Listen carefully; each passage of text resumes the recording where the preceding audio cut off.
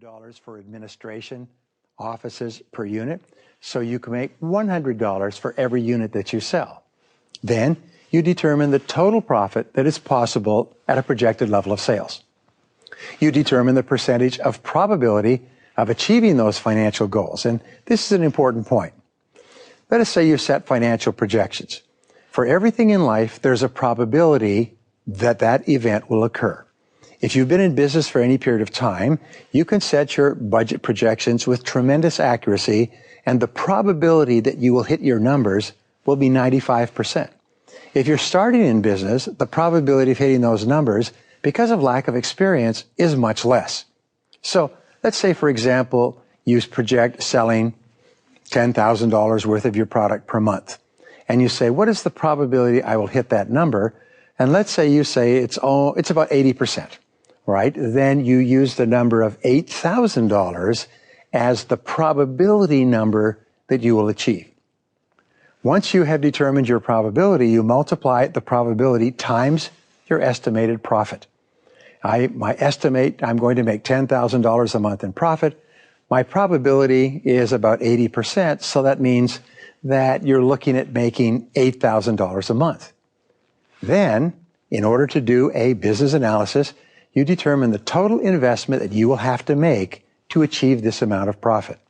Let's say you'll have to invest $50,000 in order to earn $8,000 per month. Then you have to ask, is this a good investment? You then determine the return on investment that you'll receive. You put in $50,000, $8,000 a month. That's a pretty good return on investment.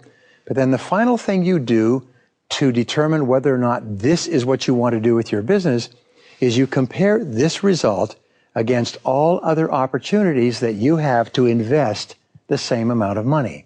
And you always invest your time and money producing and selling a product or service that, based on everything you know, will give you the highest return of investment on time, energy, emotion, hard work, finances, and so on. You're always looking to maximize a particular opportunity in comparison with all other opportunities. Now, analyze every product or service that you produce and sell on a regular basis. Here's what you do. You make a list of every product or service you sell, starting from the largest volume seller. What is your biggest sales? What is your second biggest, third biggest, and so on. Then you calculate the average sales price of each unit in each of those categories. Then you calculate the total cost of each unit. Then you calculate the net profit per unit. Then you calculate the cost of the investment to produce and sell each unit.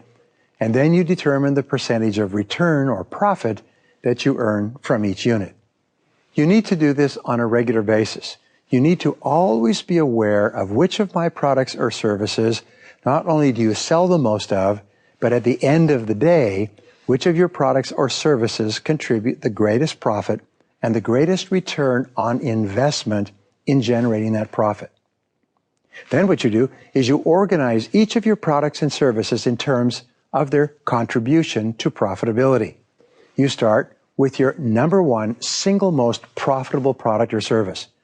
Then you determine the volume of sales of each of your most profitable products. You determine the total profit per unit. You determine the total profit contribution per product, and then you conduct this analysis on each of your important products or services every month, so you always know which products, which services, which sales, which markets are contributing the greatest amount of profits to your business.